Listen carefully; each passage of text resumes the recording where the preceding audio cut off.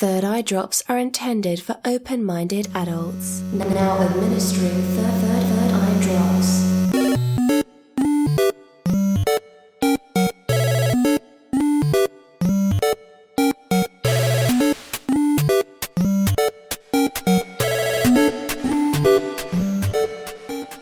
Greetings, Godlings. This is Michael Phillip, and thank you for once again aligning your ears in the direction of my snaggle-toothed, patchily bearded mouth. If you listen to this, which you do because you are, then you may know this, but the era of quantum holographic virtual weirdness is upon us.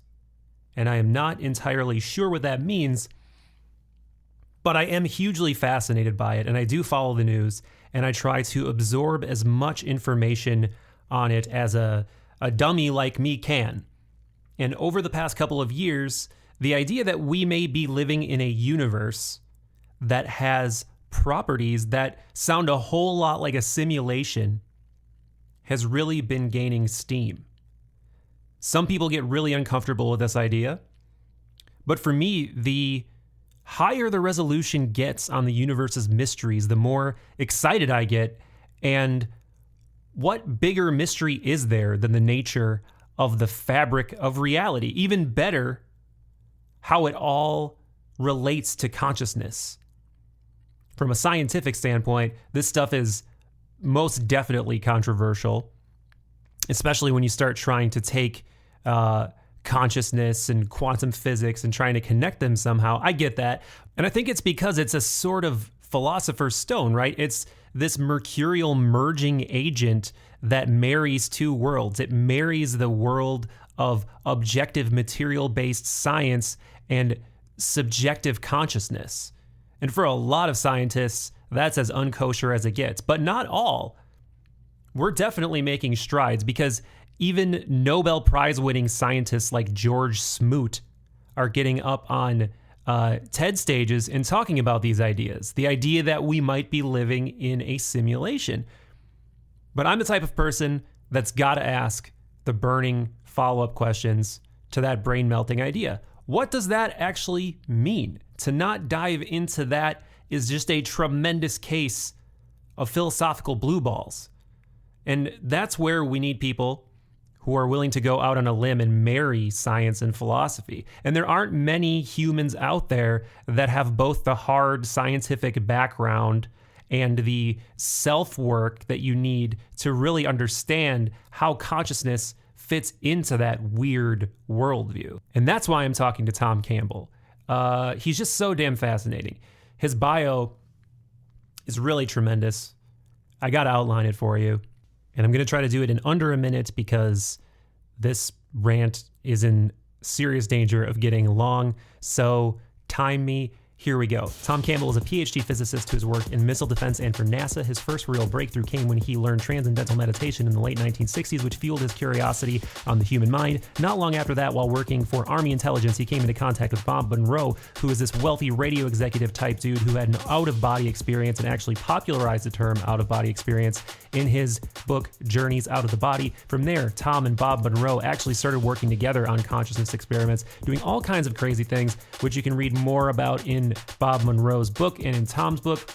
And this is what really solidified Tom's lofty desire to marry the worlds of science and consciousness. So eventually, Tom published a trilogy of books called the My Big Theory of Everything series, or My Big Toe. And these things outline in detail both his scientific and philosophical terms that he defines the thing we call reality by. If you're interested in this stuff, you got to read it because this conversation, I think I'm done with the bio now. I'm going to say I made the 1 minute goal and return to speaking like a normal person. But because this is a conversation, just like any other, it jumps around and doesn't always present this information in the most reasoned, logical way. So if you are looking to sink your teeth into the metaphysically meaty detail of all of this, sorry, but you're going to have to do the work. You're going to have to dive into Tom's books and talks and talks and books by other scientists and philosophers, so you can really balance all of this stuff out. But to check out Tom's work, go to my-big-toe.com. He also has hundreds of hours of talks on YouTube. If you really want to get into his philosophy, look there. This is a long-ass intro, but I really wanted to set the stage for this one. One final note on all of this quantum weirdness. If this is new to you, you got to check this stuff out, and I think it'll greatly enhance the conversation for you if you're familiar with just the cosmic kookiness that goes on in the quantum world. Things like the double slit experiment and entanglement and superposition are coming to mind.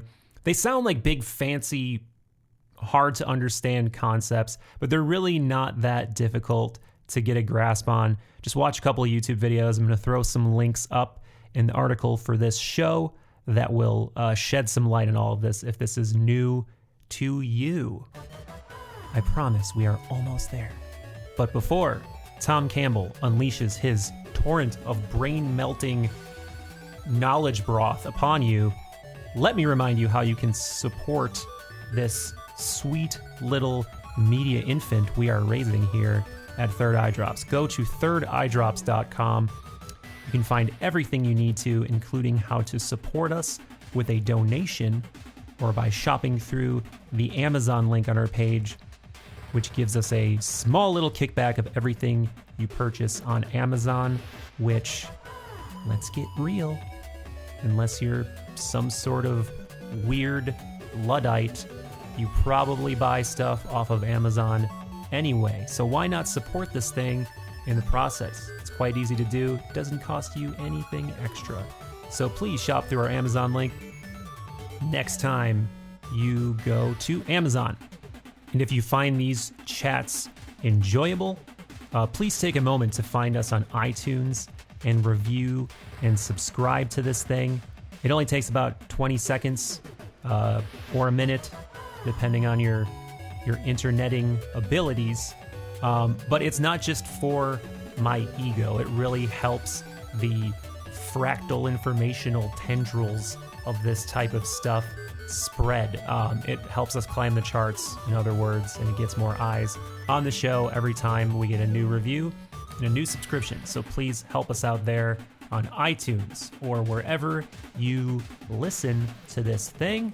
And if you want to hang out once the mind meld ends, you can find me and the show on all of the usual social suspects. Begin symbiosis. All right, well, since we last spoke, like roughly a year ago, first of all, it was definitely one of my favorite conversations I had on Midwest Real, one of the most listened to, as I said.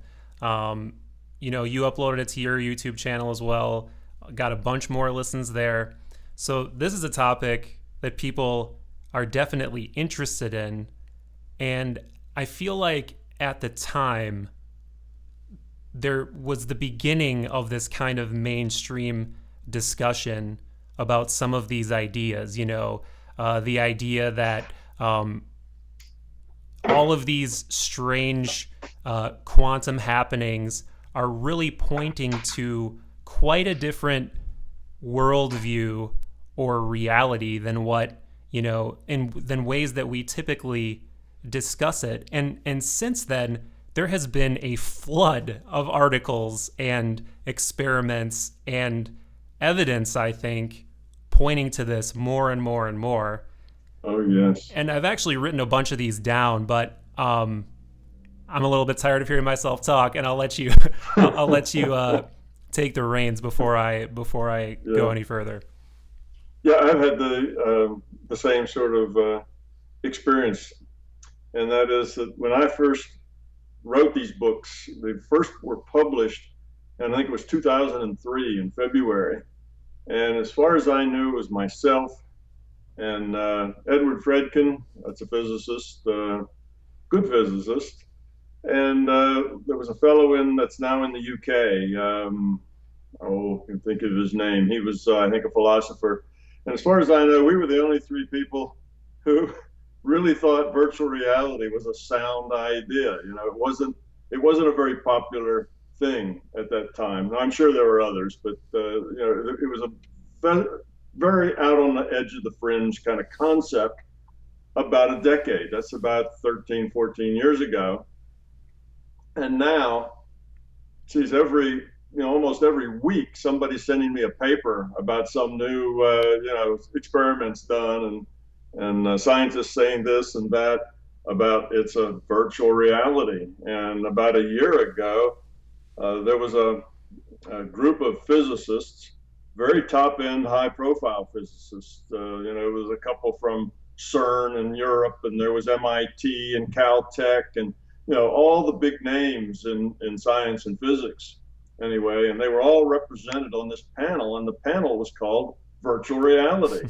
So here was all of these, top end, very best institution physicists all sitting around, all of them convinced that reality was indeed a virtual reality, that reality is information. And they didn't really know what to do with it at that point. It's like they'd gotten that far because that's what the experiments told them, but they just didn't know how to go forward with that. So they were having this discussion about virtual reality, and it was under some sort of a larger science forum where they had various discussions in various areas.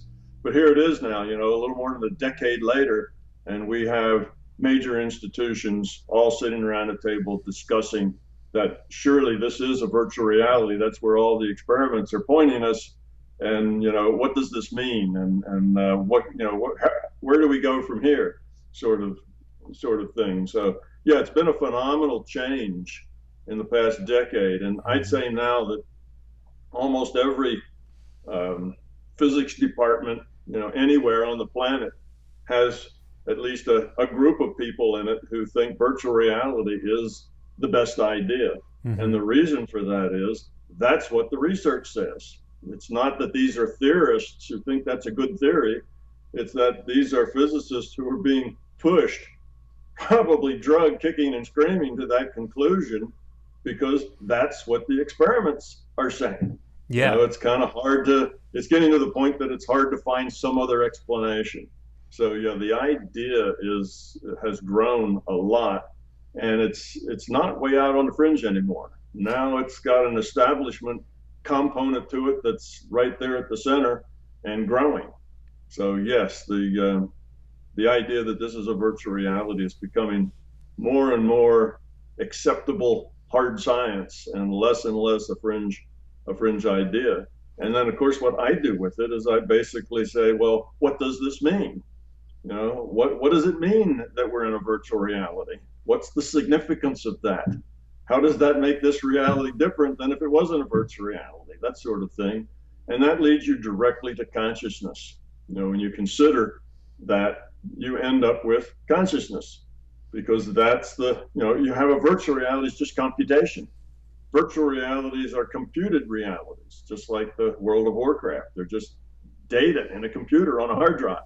That's what a virtual reality is. Well, where'd that come from? It's like, who's where's the computer? Where's the programmer? What's going on here? And that then leads you directly to consciousness. And you also have this idea that in a virtual reality, the player, and again, think of World of Warcraft, the player, which is the person, sitting in front of the computer and with the mouse who's directing his avatar character, the player cannot be in the virtual reality. The player has to be outside of the virtual reality. You see, so the elf in World of Warcraft, that's inside the virtual reality. Well, the player can't be in there with the elf. The elf can't be at the computer playing his own character. You see, that doesn't work. That's illogical. So you have to have a player that's non-physical to the characters in the virtual reality. Yeah, that's just the way it has to. That's just the way it has to work. So you see, that brings us then immediately to the player is consciousness. That's us. We're not these physical bodies. Those are avatars. We're the player. We're making choices. It's the player makes choices for the avatar. You say, so we look at that and we say, yeah, okay, that's what it means to be in a virtual reality. And also the computer can't be in the same reality as the elf, as in the virtual reality. The computer has to be out. Not only that, the player and the computer have to be in the same reality because they're interacting. This whole game, this whole process is nothing more than the computer and the player exchanging data. And then they get the results or the consequences of the player's choices then get displayed. But that's, again, the reality itself stayed on a hard drive. So now you have the player and the consciousness have to be non-physical to the virtual reality, as seen from inside the virtual reality. And what's going on is the player's making choices for the avatar, the elf, and the computer's computing the consequences of those choices in a multiplayer game. So now if we look at us, then okay, the physical body is the avatar, consciousness is the player, and another part of that consciousness system is the computer, because both of those have to be, well, consciousness. If you're in that same reality frame as consciousness, then you're consciousness too. So consciousness is the computer, consciousness is the player, you see, and that's just the logic of a virtual reality. A virtual reality can't be any different than that. If it's a computed reality, it's got to be computed someplace. It can't be computed inside the virtual reality. It's got to be outside. And if it's outside, it's non-physical from the viewpoint of being in the virtual reality. And the player has to be out where the computer is. So anyway, that's, you see, if you just look at that little bit of logic, all virtual realities have to work that way. Yeah, and to me that makes, you are kind of taking this idea that others are drawing similar conclusions to, and you're taking it to its logical conclusion. And that's what I love about you that makes you different, because you are a credentialed applied physicist. You've worked on huge projects, as people mention all the time, for NASA, for the Defense Department, in missile defense, but you're willing to actually go out into that philosophical realm, kind of right up to the edge of the woo, and say, look, this is what the data is pointing to, as inconvenient as it might seem for everybody in tenured academia. How can you say that reality, math, experiments are pointing to all of these phenomenon that can be best described as a simulation or as holographic, but not embrace the things that come along with that? Now, I'm a dummy, so I don't understand all of the particulars and the details, but to me, I think about the fact that there is an information war, or at least competition, going on when it comes to the narrative and the vernacular that people use when they're trying to describe the features of reality. This is something that, like, scientists and academics and even just everyday people have been trying to do for a long time, is construct the best possible description of reality. But we're at a weird point right now, because there is really not one dominant one. You've got the theory of relativity, that's, I guess, the more dominant one, competing more or less with the theory of quantum theory. And some people are trying to marry those two. Some people say they don't jive together. Some people say it just completely throws a wrench into the ideas behind relativity. I would kind of agree. I mean, I think you have to do some really odd logical contortions to bring the two together. But again, I'm a dummy and I don't understand the specifics of it. But that's how I, anyway, interpret the information I've accumulated over time. I guess take it from there. How do you see, are these two ideas, the idea of relativity and quantum theory, at odds with each other, or is there an answer that brings them together in your mind? Well, both. They are at odds with each other in as much as that each one is a partial solution to the whole. You see, quantum mechanics doesn't tell you everything, and relativity doesn't tell you everything. So they're two separate sciences that work in different realms, and they are about kind of different parts of the reality, if you will.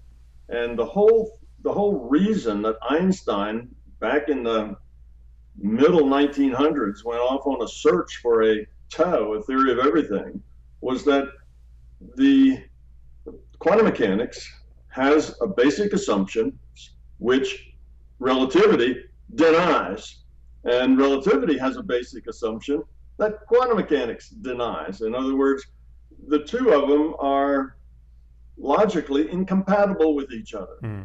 So Einstein looked at that, and so did other physicists of the day, and they say, well, what does that tell us? These two very successful branches of physics, they compute correct answers. It works. Both of these sciences, they work in their own realms. But because they fundamentally have these assumptions that are at odds with each other, what that means is that there's some other larger overarching concept, idea, theory that will derive them both. That's what it says. They're both pieces. They're not the whole. They're both just pieces. Well, if they're both pieces, they're pieces of what? What's the theory that you can then will derive both of those? It's an overarching theory that contains both of those as subsets.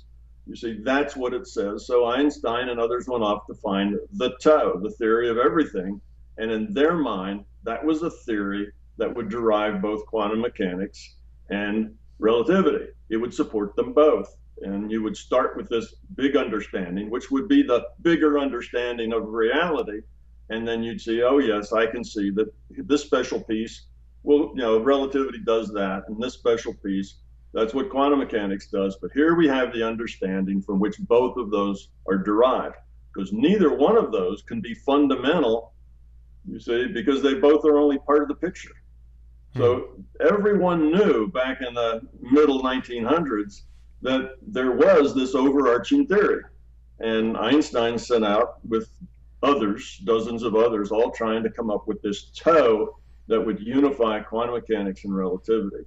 Well, they failed, but they came up with some very interesting thoughts about it, and that they eventually came to the conclusion that it must have something to do with consciousness. But they didn't know what.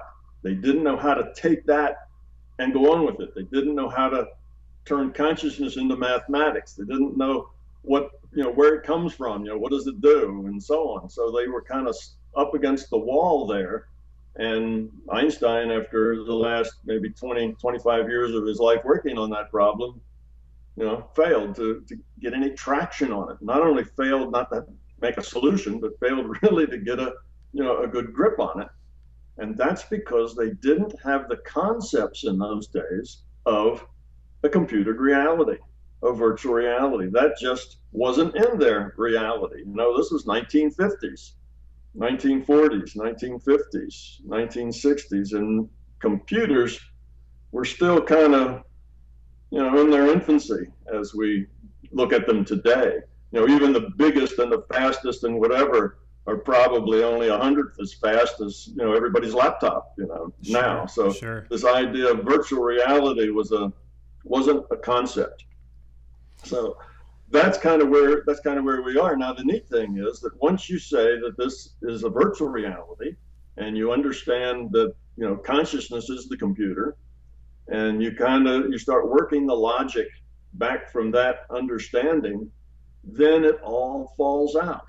Now you do have a larger idea, a larger theory, and you can derive. I do derive quantum mechanics, and I derive relativity. I can see where both of those fit in and why they are the way they are.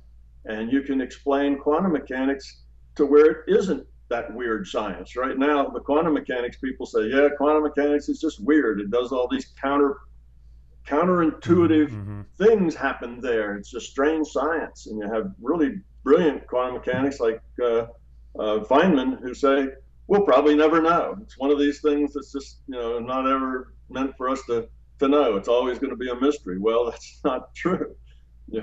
The problem with them knowing was that they were all steeped into the beliefs of materialism. And if you are a materialist, this quantum mechanics is just unexplainable because you can't explain it in material ways. It defies materialism. But scientists don't know what to do with that because they're very invested in materialism. And as far as relativity goes, it's got this assumption that the speed of light's always a constant. And that's kind of a key assumption. But again, nobody knows. Where does that come from? Why is light, always a constant velocity? You see, nothing else is. Everything else, velocities add. Every other thing in our reality, velocities always add. So you're in the car's going 10 mile an hour. You reach out the window, throw a ball in the forward direction of the car, 10 mile an hour. Well, the ball is going 20 mile an hour with respect to the ground because it gets 10 mile an hour from your throw, 10 mile an hour from the car, velocities add. If you have a platform with your flashlight and the platform's even going, 1,000 miles per hour, you click on the flashlight and the light goes the same speed always. Doesn't matter how fast the platform's going, it always goes the same speed. And that's the only thing in our reality that does that. So that's kind of why. Why does light act that way? Well, when you understand virtual reality, you'll realize it has to do with the discreteness of being virtual. A computed reality has like a grid, if you will, that it's computed on. It has a resolution, a pixel, a limit, a limit in size and a limit in time. You have pixels in size, or in space, and you have pixels in time. And when you get down to that pixel level, well, you can only move one pixel per one pixel of space per one pixel of time. And when you do that, you end up with a constant. There isn't any way that you can change that. That's like the ultimate speed is one pixel per one delta t, and that turns out to be, of course, the speed of light, and that's why it's a constant. And that's one of these concepts that has kind of emerged more into the mainstream since we spoke last that I wanted to bring up with you. This kind of idea that the universe is really a more 2D and holographic in nature, and that what we perceive as 3D space is really just an emergent phenomenon of that idea. And what they're looking for to prove that is what they call like quantum noise or a quantum jitter, or something that is so basic that you can find it in the fabric of space-time. Like there's some frequency or fundamental pixel-like property at the very, very beginning of space-time, and they're actively looking for it, like at Fermilab near Chicago, which is comprised of, mainstream scientists from all over the country, I believe. So this is something that is really actively being studied right now. Yes, it is. That's being pursued. I'm not so sure how far they're going to get with that, but it's definitely being pursued, which is a good thing. Even if it is a bit off base, it's a good thing because it shows that people are now kind of taking a step away from the standard materialist viewpoint, and they're starting to look at bigger pictures of way things could happen. And this holograph idea became popular sometime back. And it became popular because a holograph has this nifty property that if you take a piece of a holographic image, all of the image, all the information about that image is contained in each piece. And this seemed to fit some of the things that we know. So holograph got kind of the holographic universe then became a concept because it has this key idea of all the information being in one piece of it. What they overlooked when they came up with that concept is that fractals are the same way.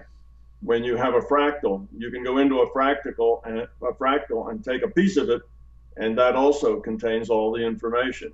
A fractal just is repetition. It takes, say, a geometric fractal will take a triangle, And then you put triangles on the sides of the triangles and triangles on the sides of those triangles, and your scale can vary. It can get bigger or smaller. You can put a triangle across 10 of the sides of smaller triangles. So you vary the scales, but it's just a triangle. So everywhere you look in that fractal made up of triangles, you can go down to the, however level of detail, and there it is. It's a triangle. You see? So every piece contains the information really that describes the whole there too. And I would tend to say that that a fractal is a better description of the nature of reality than is a holograph.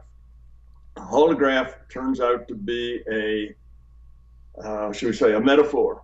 All of these things we're talking about really are metaphors, but it's a metaphor. It's a metaphor for an optical phenomena where you get an interference pattern on film from light. So you have the two sources of light, and they hit the object and they create an interference pattern on a piece of film. And then you shine light back through the film, which then that light will then go and recreate the object. So you end up with this ghost-like object, made of light that can be reproduced, this 3D looking object from the holograph. So that's really what a holograph is. It's an optical thing. And when we call it the holographic universe, we're taking some pieces of that concept, of that metaphor. And one of the pieces is that all the information is contained in every spot of a holograph. The other one is that, let's see, I had that in my mind. The other one is that it's two-dimensional. You get a three-dimensional object from a two-dimensional source, right? And that appeals to some of the scientists. That it's really all the information's on a two-dimensional surface, and you'll find that in Hawking's talking about black holes and information, two-dimensional surface, and that the third dimension then is like you say, kind of a meta state that we see, and we turn that into this physical reality and so on. But it's so that's just a metaphor for a way of describing things. I think that metaphor will probably not take them but so far. But I'm glad they're working it anyway, because it shows, we're finally getting out of the box. People are seeing bigger pictures. I think they will find that the holographic metaphor will kind of run dry after a bit and not really work so much for them, as the fractal will be a better thing. And that this is a fractal reality is kind of staring us in the face, because how do you make videos these days that with mountains and trees and skies and water and clouds? Well, they're all created by fractals. Yes. So the fact that this reality is a fractal reality, and it's a computed reality, and you can make shapes and size, and things that look just like this physical reality by computing with fractals. That's kind of a hint that really the reality is one computed, and to that, reality is basically a fractal process. And it's fractal not only in this 3D dimension, but it's fractal in the larger dimension. And and once you get beyond just this virtual reality we're in, outside this virtual reality, that's also a fractal process. It's what I call it a process fractal, as opposed to a geometric fractal. A process fractal is you take a process and you let the output of that process feed back in to be an input. So it's recursive, which is what makes a fractal. You take a simple thing and you keep recursively doing it at different scales. So that's kind of the definition of what makes a fractal. Well, here, this idea that consciousness is the media, if you want, and the process is evolution. So you have this constantly evolving process. The output becomes the input, and then evolution works on that, creates a new output, that becomes the new input. And that is the nature of our reality at the consciousness level. So now when consciousness makes a 3D virtual reality, well, fractals is the way it does business. So it does its computations in ways using virtual reality is a computed world. So it's not a surprise that we have 3D fractals in a 3D reality from a consciousness system that is basically a fractal system itself.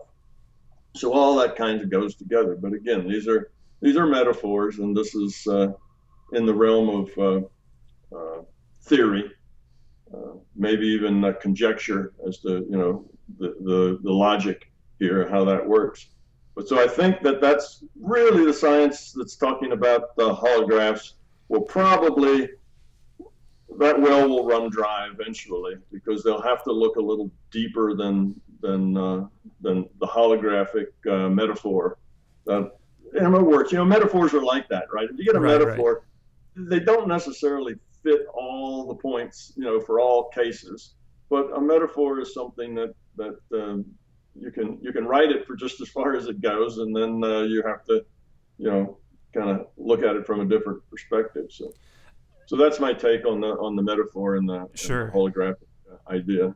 And that makes sense to me because, that's what human beings do. We think in these kind of comparative terms, and we can only use the most advanced term that we have to really describe something. And something so huge and unfathomable as reality in the universe, we're only going to be able to use the most advanced terms that we have. And it seems really interesting that as our understanding of science and creating virtual realms evolves, that it seems to coincide with nature. It seems to coincide with the properties behind nature and the properties that comprise nature.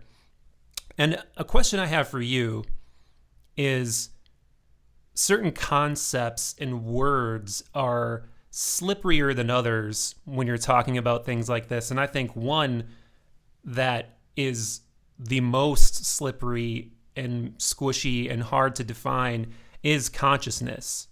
And the idea, to some people, consciousness doesn't exist. There's like a debate going on within academia right now.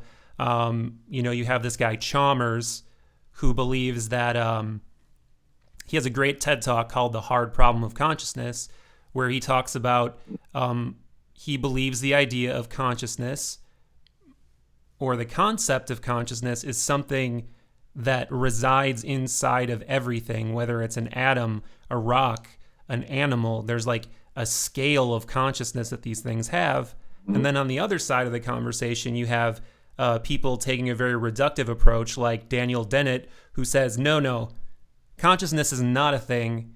It's an emergent phenomenon because our brains are so advanced or whatever, and it's an illusion to begin with. So for you, how do you make sense of the concept of consciousness even, and where do you start with that? Okay, these other ideas. I think Chalmers has a little newer idea than the other. For a long time we thought, scientists have thought or believed that consciousness comes from the brain. Okay, that's what the hard problem is. How does that work? How do a bunch of inorganic particles make up a brain that does the things that our brain does?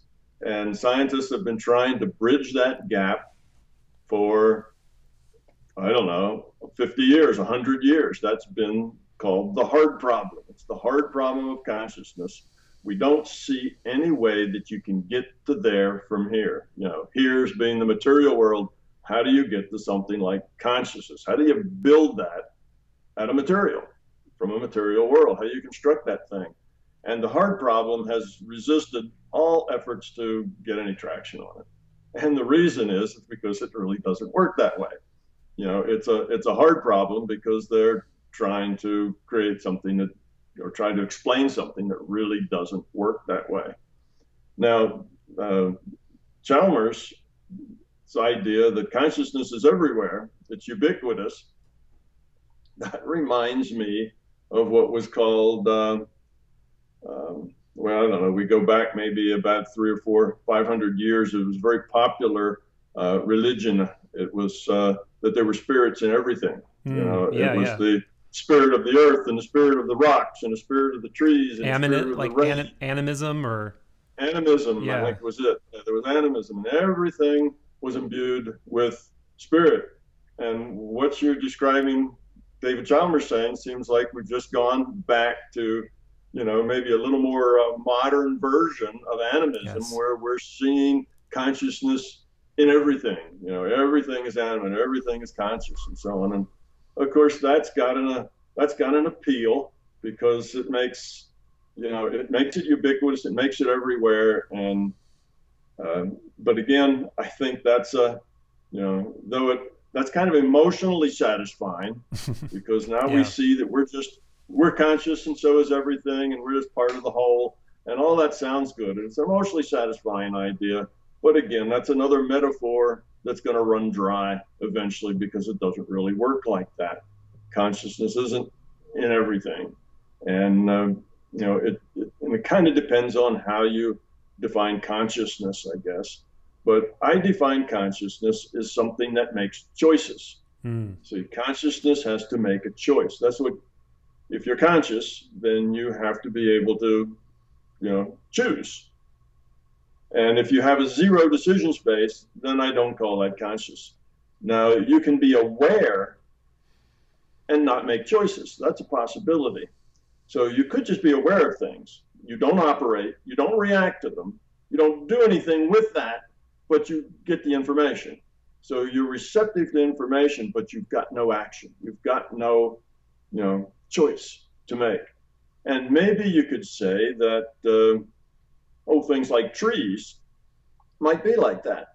You see, they might have a certain awareness of what's going on in their environment. Now, I don't mean a human awareness. They're not saying, "Oh, look at that cute little, raccoon, climbing up my trunk." It's not that sort of an awareness, but it's a very vague awareness of what's happening in their environment, in kind of a big picture terms in their environment. So that's a possibility, but I do not credit that as consciousness. Now you get down to things like rocks, and I don't credit them for even having an awareness of what's going on in their environment.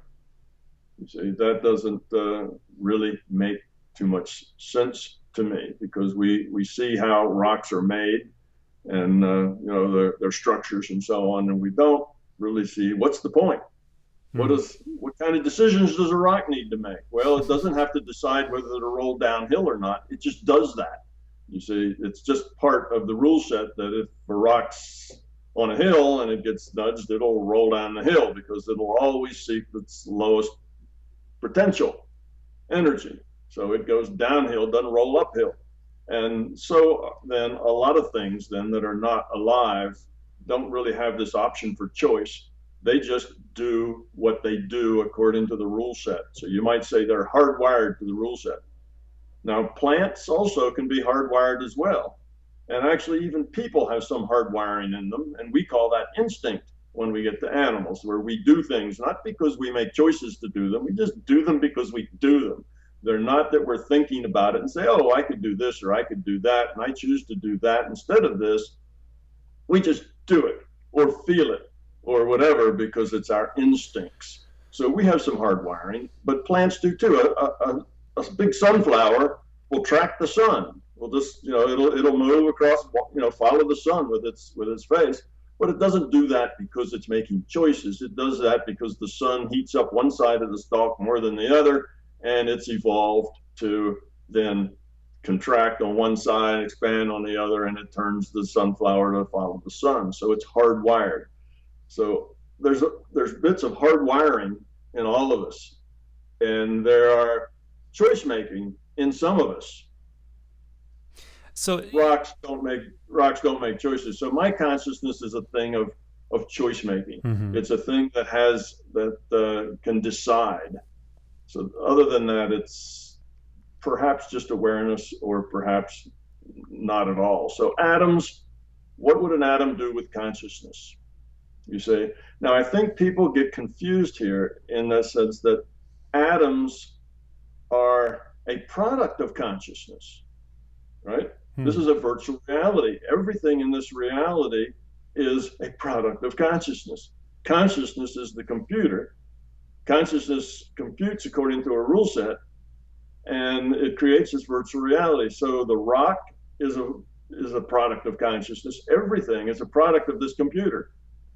in a virtual reality. Everything is computed. And if it's computed, and if the computer really is a function of consciousness, then everything's a product, if you will, or derived from consciousness, but that does not make it conscious. You see? So that's another thing. We like this inclusive thing that we're all in this boat together. Well, if we look at it as we all are products of consciousness, you get that same idea. We are all connected. We're all part of this same thing, you see. We're all part of consciousness, all part of this virtual reality. It's all computed by consciousness. So consciousness creates it all, including the atoms and the molecules and the quarks and the rocks and everything else. But that's a product of consciousness. That's not being conscious. Those two things are different. So to you, consciousness is really information, and everything is a result of that information being computed by what we perceive to be reality. Is that right? And then I would say that it takes a little more than just information. You have to be conscious. Consciousness is an information system. Yes, consciousness is an information system. And what consciousness does is shares information, and it makes choices about the information it gets and the information that it sends. Okay, so consciousness and information are very connected. But to be conscious, you have to have memory. If you don't have memory, then every experience is your first. So you need memory. You also need processing, because if you don't have any processing, you can't compare the last memory with the next memory. You can't have any sense of change. You can't have any sense of becoming or growth or anything else. So the processing tells us how close we're getting to our goal. So that's the next thing you have to have. You have to have a purpose. There has to be some point or purpose in what you're doing, so that your processing can say, well, am I getting closer to meeting my purpose or farther away? If I'm getting closer, then let's do more of that. If I'm getting further away, let's do less of that. So that is how you make choices. You have to have a purpose that gives you the criteria for making the choice. Then you have to have the capacity to make the choice, which requires processing and requires memory. So those are the ingredients of consciousness. If you have all that together inside with an information system, then you have consciousness. So Sure. those are the fundamentals of what makes consciousness. It's an information system, but one that has memory, one that has processing, and one that has a purpose. And you might think, what's the purpose of consciousness? And the purpose is to survive. It's the purpose to maintain the system, to not dissipate, to not disappear, which means, like everything else, that means lower its entropy. Because in an information system, raising entropy means more randomness. Randomness has no information. See, randomness is informationless. Information requires structure and pattern, organization. So if you're an information system, what your purpose is to lower your entropy, which means survive and keep the system evolving and functional. So that's the purpose. Then if you have the processing, then if you have the memory, now you change according to the purpose. This is called evolution. It's just a process of change by trial and error, if you will, by trying all the possibilities and seeing which ones work. Well, and what defines work rather than not work is your purpose. It works if it's meeting your purpose. It doesn't work if it's not meeting your purpose. Sure. So that's the function of evolution. So that's why I start with just these two assumptions. Consciousness exists, and this process of evolution exists. And if you just have those two things, logic will take you everywhere else. We'll explain all the rest of it. It'll explain why a virtual reality. What do we need a virtual? Why would consciousness make a virtual reality? And what's the purpose of that virtual reality? So now we get, who are we? Why are we here? What's our purpose? And a lot of things start to fall out of this. And besides that, you also, from those two assumptions, end up with quantum mechanics and relativity, because you also end up with that same logic derives. Okay, you've made this virtual reality. Now, what would it have to be how does it have to work? What's the mechanics of that? and you understand that the only mechanics that make sense have certain characteristics, and those characteristics then derive relativity and quantum mechanics. So that's kind of how the whole thing falls out. I want to get into more of like some of these quantum weirdness breakthroughs as of late, but I got to ask you this question as well, because this is something that has been a sticking point with a lot of intellectuals lately, and we're kind of hinting at it, this idea about decision making and ultimately what boils down to just being free will. Like, do we as human beings have free will, or are we, as a lot of these intellectuals have been thinking about it lately, really just the result of our biology, our environment? They really drum up an idea like we're held hostage by these things, and our decision making is almost an illusion. Like, this is I believe, like Sam Harris talks about this. There's a bunch of people, and names are escaping me right now, but it's definitely a popular idea that it is a very popular idea, sure. And it's been around a long time. And the reason it's so popular is that consciousness, if you start with, and the same people who are saying we don't have free will are the same people who are saying the brain creates consciousness. Yes. Okay, there's the same group of people. Yes. And the reason they need to say that is because if you are a materialist and you believe that everything must be material based, it's all just this matter. Our universe is all the reality there is, and everything is created from the mass and the motion of the particles that make up this matter universe.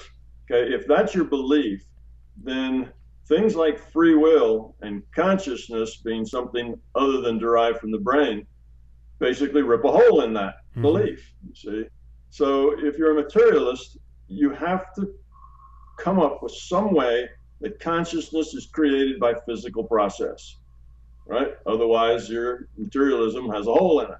And if you have consciousness, and the consciousness is basically defined as something that makes choices, well, if you want to make those choices physical process, then you can't have free will. They're just determined by all the other stuff in the physical process, you see? So you have physical process, you have the process creates consciousness, and you have all this physical process that does everything. Because as soon as you let free will or consciousness be anything at all, if you let them exist as independent, then materialism doesn't work anymore. So basically, we've come to a point where, looking at our choices, we make choices, and we think we're making free will choices. Okay? And we have no way, we have this hard problem. There's absolutely no way that we've been able to connect consciousness with material process. Okay? And that's another one. A lot of people say, well, that's just one of those things, maybe we'll never know, you see. So if that's your belief, which most scientists have that belief, that everything is made of material process, then we need to find a way to get rid of this pesky consciousness and this pesky free will, because they just blow big gaping holes in materialism, just like the double slit experiment and all these other experiments that have been going on that you're talking about, that pointing to virtual reality. They all blow big gaping holes in materialism.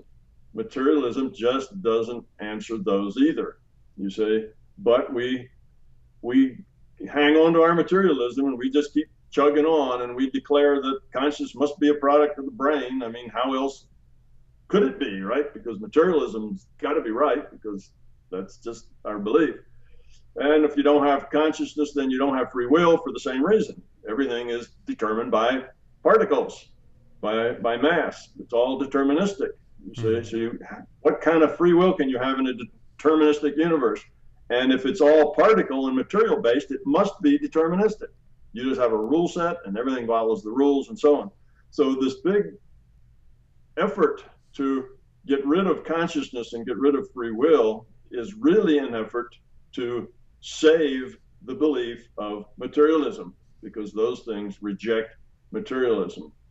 So that's kind of what's motivating that. And most of our scientists, most of our left-wing technocrats are materialists. That's what they've grown up with. That's the belief they were weaned on. That's the belief that their careers are based on. That's kind of what all their work is based on, that theory. And to let that go is like jerking the rug out from under them, or kicking the ladder, when they're on the top rung, and right out from under them. It's a very scary thing for them, because if that's not true, if we don't live in a materialist world, then everything they've been doing with their life and their career has all been based on a mistruth, on a misunderstanding, and nobody likes to go there. So that's why there's this energy in denying that consciousness and free will exist. But in fact, if you have consciousness, if you start with consciousness, not only can you derive this bigger picture in science, but you can derive this bigger picture in theology and in metaphysics as well. A whole lot of things fall into place. Much of what used to be called paranormal, I guess still is called paranormal, just becomes normal. You can see how these things will work. You see, not only do you get the double slit experiment, you get all the rest of the quantum weirdness gets explained rationally, and the speed of light being a constant and that, but things that are paranormal get to be explained. Why are they like that? Why are they so hard to prove? Why are they inconsistent? How do they work? What's the mechanism? And you get answers to all those questions. It's just, they're normal now rather than paranormal. So if you have this bigger picture, a lot of things fall out. But when you start with consciousness, you start with free will. You see, there is no consciousness without free will. And you can't have free will without consciousness. See, free will requires a choice. You have a choice to make free will. What consciousness does is make choices. You see, so you take the free will away from consciousness, you don't have consciousness anymore. Okay? And if you take consciousness away from free will, you have nothing making the choice. You can't have free will without a consciousness, you see. So free will and consciousness are logically necessary for each other. They're aspects of the very same thing. So they all come together. And like I say, I start with the assumption that consciousness exists. Okay? And if you start with that assumption, it doesn't, you can make up any kinds of assumptions to start with, but the point or the proof of the pudding is, where does this assumption take you? What can you do with it? How can you verify that it was a good assumption? Well, if it answers a whole lot of questions that right now can't be answered from a materialist viewpoint, if it explains the hard problem, well, there is no hard problem. Consciousness doesn't come from physical process. The hard problem is created by a misunderstanding of what consciousness is. Consciousness, you see, there is no hard problem. The quantum mechanics, it's not weird science. It's just science. It all makes perfect sense. It's not weird at all. It's only weird when you try to force it into a materialist paradigm. And then it becomes just weird stuff that nobody will ever understand, because it basically violates materialism.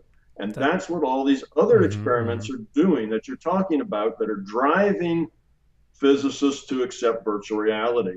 What they're doing is that they're saying materialism doesn't work.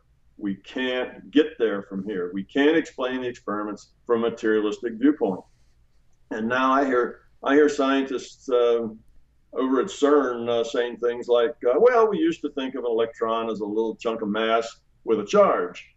And we let that go because it doesn't work. We can't use that anymore.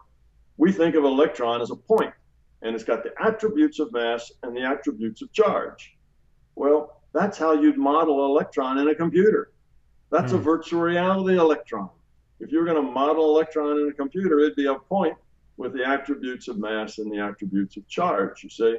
So that does work. If they take that and use it in their logic and their equations, they can get right answers. If they make it a little chunk of mass with the charge, it doesn't work. They can't get the right answers that way. So it's the scientific experiments that are pushing scientists to see that this is a virtual reality. And that's kind of breaking the back, if you will, of materialism. So finally, the foot's in the door of prying open this door of materialism.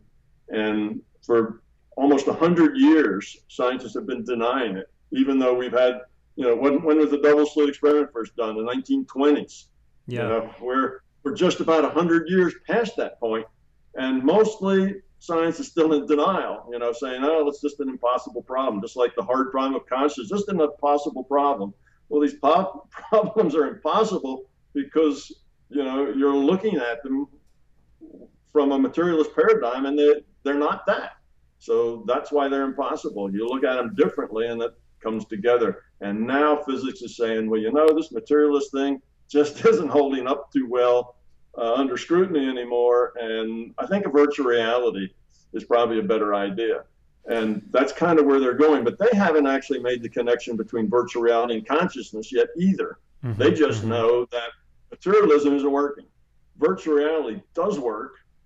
And they haven't taken that logical step that consciousness is the computer in their virtual reality. And as soon as you make that step, then a whole bunch of things logically fall into place and tie together. I just recently saw a TED Talk by a guy named George Smoot, who is a Nobel Prize winner. And the whole point of the TED Talk is, I think it's called, You Are a Simulation. And like, you are a simulation and physics can prove it. And then he proceeds to try to convince the audience for the next 20 minutes that, through a series of logical thought experiments, that it does seem fairly plausible that reality is much more like a simulation than it is, the way we classically think about the universe. And that's unbelievable. I mean, we're talking about a Nobel Prize winning mainstream academic physicist saying these things. And that's crazy. I mean, that's a huge change of tune. That's a huge will. I mean, that used to be something you would really be putting your credibility on the line to say these things. And now they're being said, which is incredible. I want to go back in time with you, if you're willing, to some of your experiences that led you here, because I think you've got a really fascinating, awesome story with everything that you experienced, that you went through. Was it in the 1970s? Yes, mostly. It was started about 1972, I guess. Early 1970s is when that started. Yeah, that's an important part of the story, and that's why when I wrote my books, I started out with that. The first section of the book is really just a little bit of a biography, because I never would have understood how reality worked if I didn't have the ability to work at it, to do research, to do experiments in the non-physical, if you will, in a larger reality frame. If you're just stuck here in this physical reality trying to figure it out, it's really a tough nut to crack. It's really hard to see how it works. But if you have the ability to also look at it from the other side, from the consciousness side, if you can explore consciousness itself and see how that works, now you have a chance of looking at the connections between consciousness and how that works, and this physical reality and how that works. And for me, that took about 35 years before the light went off and I go, aha, and made enough connections that I decided to write the books. They were mainly, to start off, just books about consciousness, and reality is what the My Big Toes trilogy was all about. It wasn't until those had been published for a year or two before I realized that, hey, the same ideas do science. They do quantum mechanics. It's like, oh, hey, look at that. I didn't expect that, but there it is. And that, of course, made me feel good, because the value of a theory is how many data points does it fit? Do you fit the things we know? And if you can just fit the metaphysical and subjective things we know, well, that's good, because that's never been done before. But if it also fits all the objective things we know, the science, then that just makes it seem more credible that it might be right, because, or at least it may have parts of it that are right, because it's doing such a good job of fitting the data. But I could never have gotten there had I been stuck only in this virtual reality and not had the opportunity to do some work outside of this virtual reality. So that's why I start with that in my books, because it takes somebody who has that kind of experience and capability before, at least in my mind, before it made sense of how it all tied together.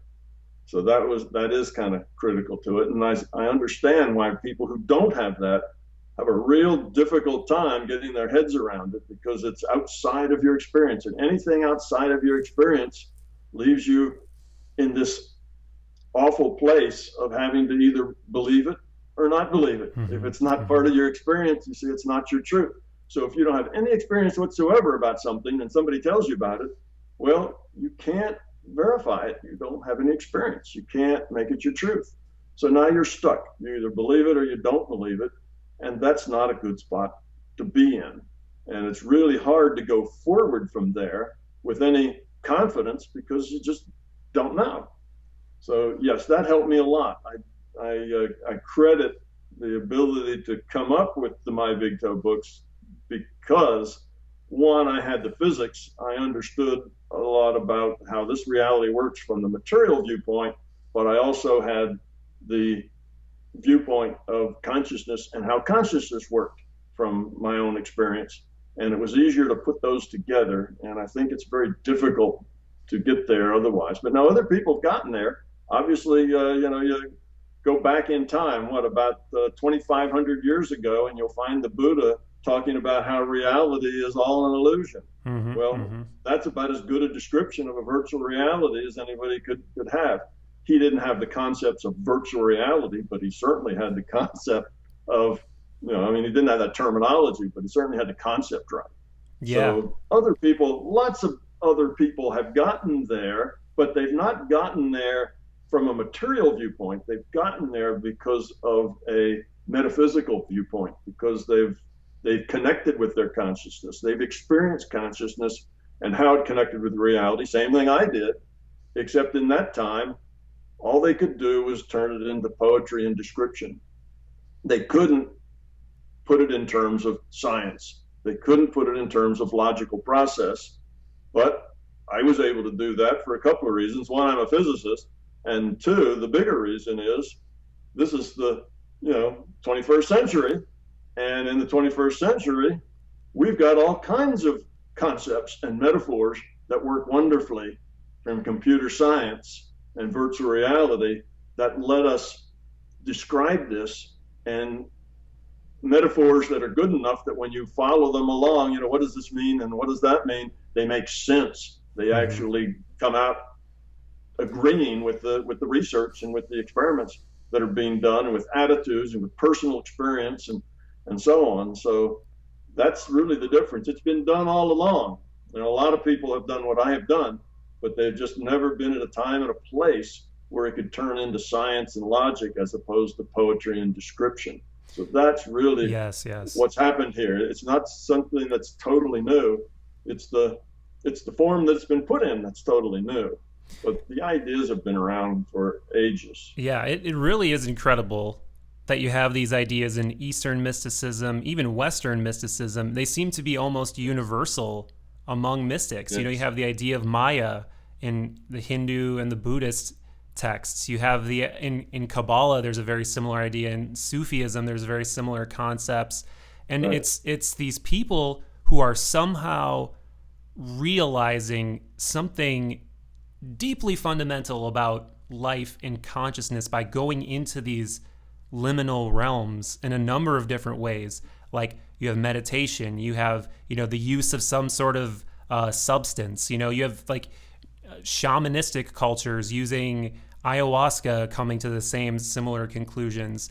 And you, in your case, have your own explorations into this realm by a totally different means. If I remember the story correctly, you're working for the Defense Department. A boss of yours gives you a copy of one of Bob Monroe's books about out-of-body experiences.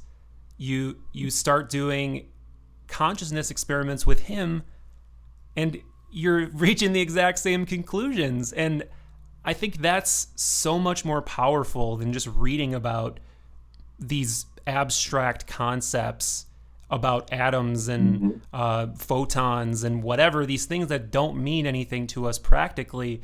It only really matters when you have an experience for yourself that reinforces this and you intuitively know that it's true.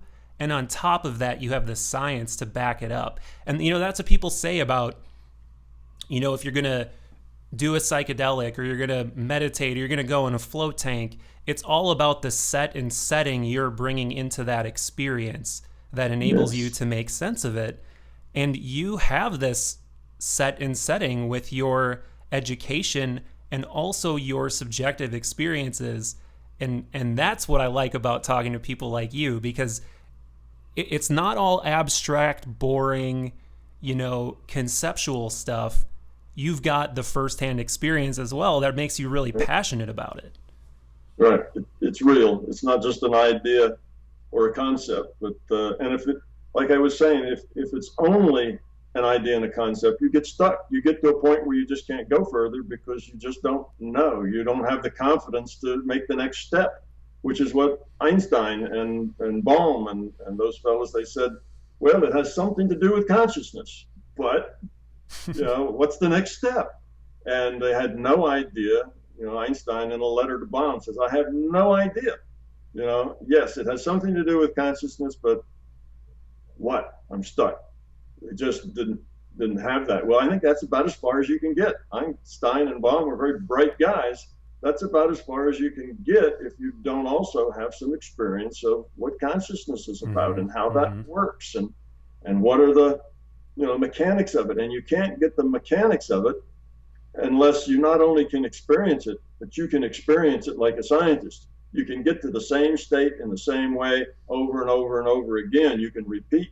Otherwise, your experiments you do there wouldn't make any sense. If every time it was a different experience, you wouldn't really learn much other than a general stuff about the experience. But if you have enough control and ability to get in that exact same state of consciousness so that you can do experiments, so that you can change variables and see what effect the changing this variable have on the result, and you can actually do science there, then it gives you traction and you can begin to understand it and what makes it work and what its limitations are and how it connects to this reality, how this reality fits into it, and all that stuff starts to make sense. But you're right, we've had these ideas blossoming up in all sorts of different cultures. And it's not that one just fed the other and fed the other.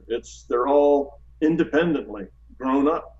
Well, when you have this many independent people coming to very similar conclusions, then you have a good idea that there's something significant or real about those conclusions they're coming to. It's not just one guy's dream, but everybody. Like you say, there's the Sufis, and in Christianity, what is it? The Gnostics. Yes. And it just, almost every place where you had people who began to explore the inner world as opposed to the outer world, you had people coming up with these ideas because that's where they came from, out of this inner world of contemplation and meditation and so on. That's the people who have these ideas, whether it's the shaman, of the American Indian or whatever. It's the people getting this from inside explorations. And those inside explorations kind of lead them all to a very similar set of conclusions, even though they had different metaphors, different explanations, and different kind of theories, if you will, to explain them. But it's easy to see the similarity in all of them. So that then, to me, has credibility that these fundamental things are widely observed and widely understood.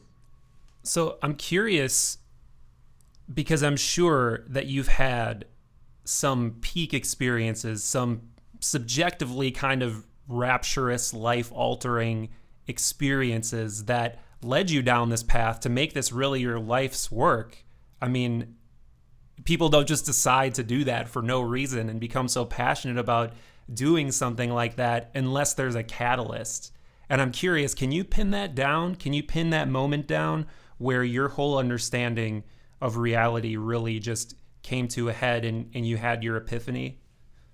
Well, I've had several of those moments, and I guess you can look at it two ways. I've had so many of those moments all through my experience that they no longer are incredible or fantastic anymore. It's like that's one way to look at it. When we were the first 3 or 4 or 5 years when Dennis Menrick and I were going out to, we spent like 20 hours, 10 to 20 hours a week with Bob Monroe. So many gee whiz, oh wow, exclamation point things happened all the time that just became ordinary. And they were happen daily, nightly, weekly. So that was just our world.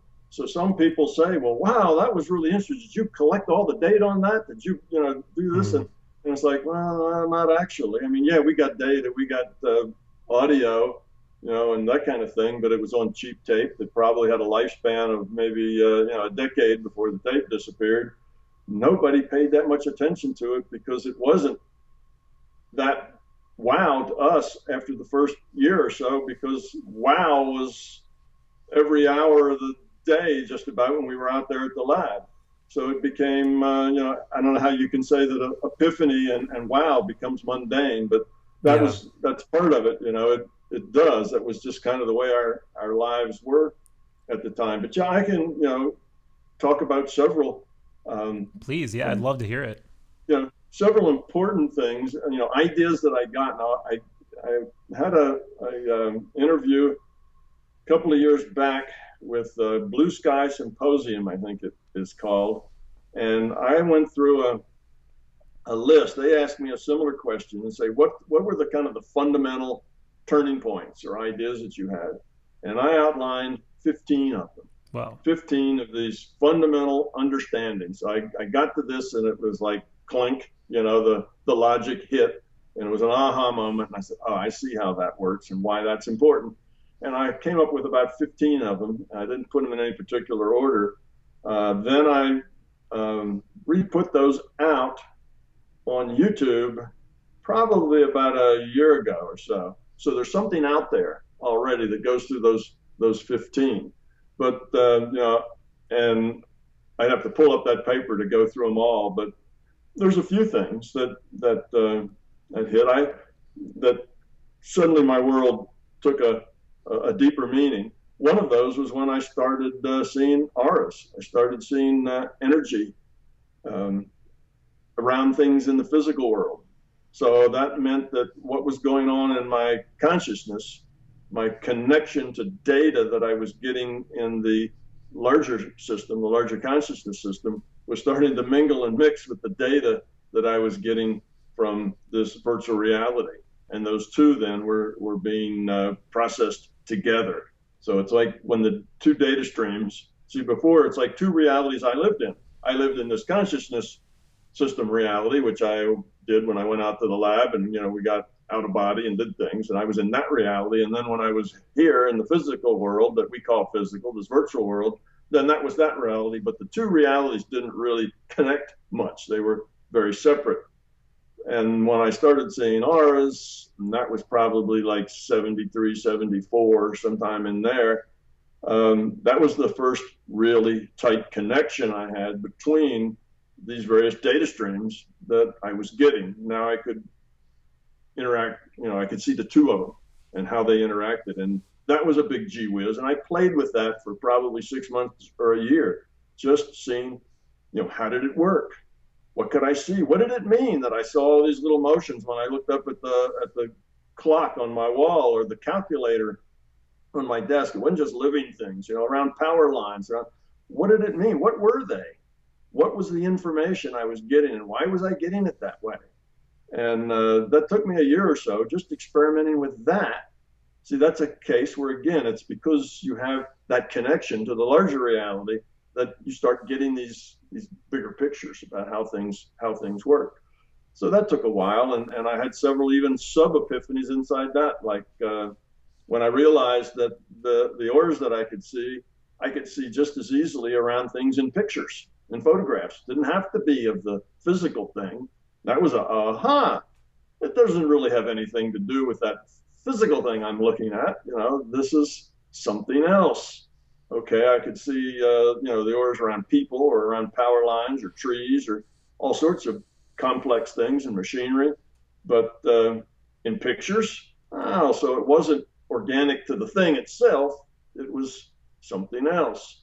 And, so I had lots of these smaller epiphanies that go, but I realized that some of the bigger things that I realized were that consciousness was fundamental and the physical world was not fundamental. It's not the other way around. And that was a big one because that suddenly put a lot of things in perspective. And what kind of things are you doing technique-wise to reach these understandings or to reach, this kind of, ability? Because right away you're gonna lose a bunch of people at auras, like, oh, auras, come on. But I don't think people understand, how you're arriving at. Yeah. Right. Well, let me explain that a little. Yeah, it's not the I use the word auras just because that's a typical word. So, I probably shouldn't use that word because that's got a lot of baggage tied with it. But it's what people call it, so that's the word I use. What I was doing is I was getting information about the things I was looking at from the larger conscious system. It's an information system. This is a virtual reality. Okay, this reality is computed by consciousness, and I was getting additional information other than the information that came in my data stream. When you're a player, let's go back to the virtual reality player. When you're a player and you're playing World of Warcraft, you get a data stream from the computer. The computer sends data to you, sends it to your computer. The computer displays it. You interpret that display, and then you make choices based on what you see going on the display. Okay, so really the active thing going on there is a data exchange. You get a data stream from the computer, and you send data back to the computer telling it what choices you make. And the computer computes the consequences, sends you data back. So your reality is based on that data stream.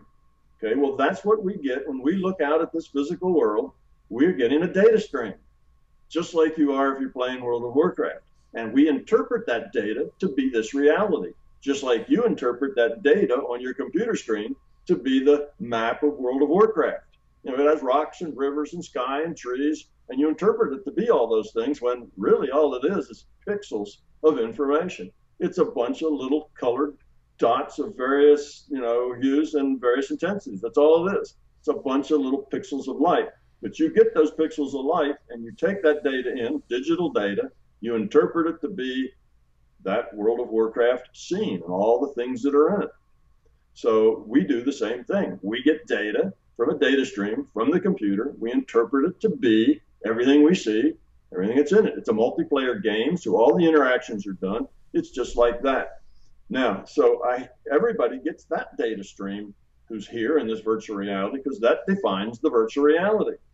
But besides that, there's more data than that that's available in consciousness. You can get additional data about things or that are related to that thing, and that's what we call an aura. It's the additional data that you get, and that additional data can be displayed any way you want.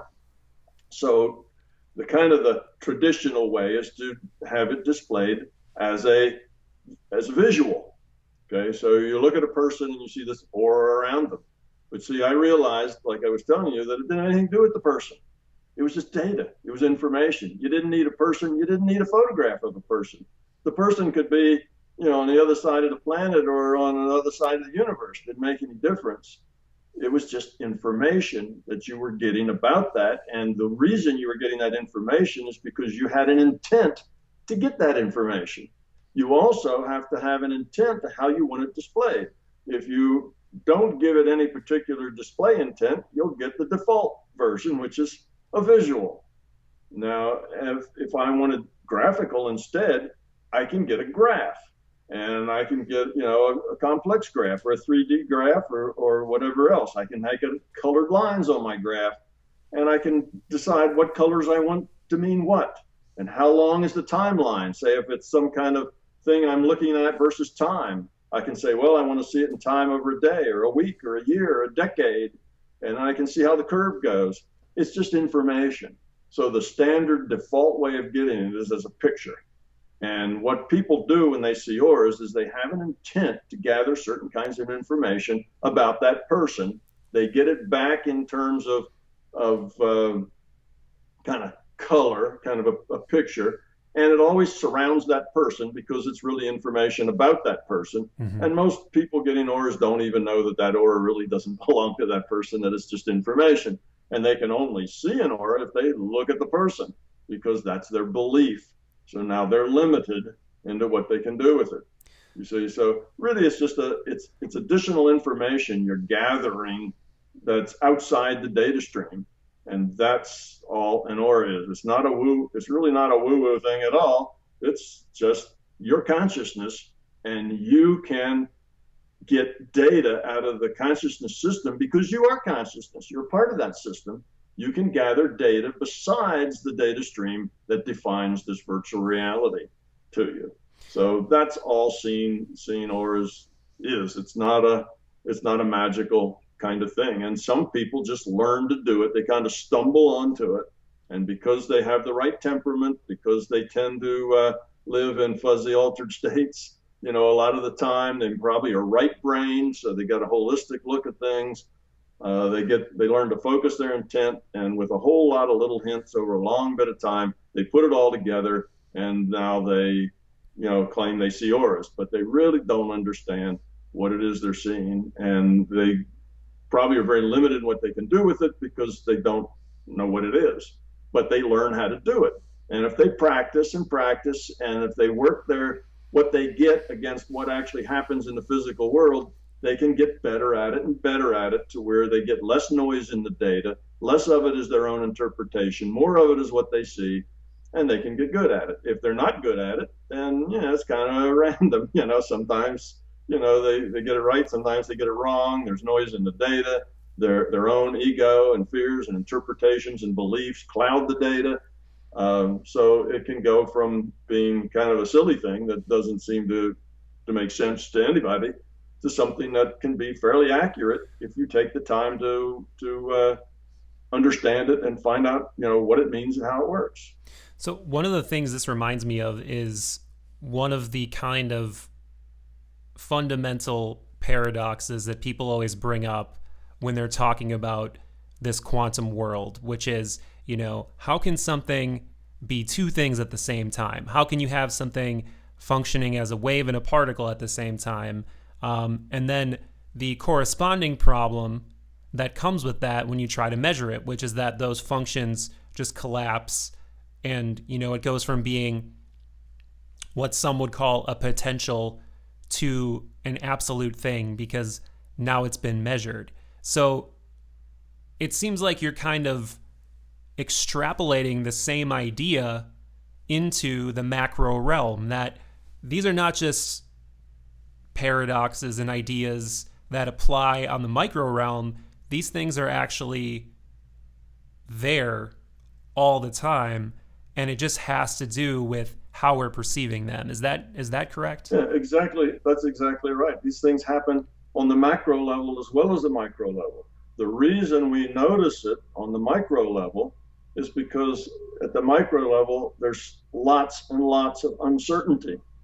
Okay, this is a probabilistic system. If you understand how the computer system actually works, how the programming works, if you will, that creates this virtual reality, it does it with a rule set, which is pretty much deterministic, other than the fact that it has random numbers used in it. It used randomness, but other than that, it's kind of a deterministic rule set. But that's not how it computes, because that's terribly inefficient. It uses that deterministic rule set to compute the variations on things that can happen, the possibilities. It creates probability distributions, because after that, it can just pick answers, if you will, to as far as what's happening at the macro level, not on the detailed calculations, but on the probabilistic calculations. What it does is it takes a detailed set that creates a probability-based set so that it's much easier. It's much more efficient. You see, if every time I raise my hand in the air, we have to compute at the atomic level, at the subatomic level, what's going on, right? This hand's all particles, right? There's quarks in there and electrons and all this stuff. And we have to compute where all the subatomic particles are and how they make up atoms and how the atoms make up molecules and how the molecules make up the various parts of my hand and my arm and my muscle and my tendons, and all that stuff has to be computed just for me to do this. Well, it takes a supercomputer a year just to do that, you see, for something right. that trivial and that simple. If you have to compute everything from the ground up, it's just a dumb way to do it.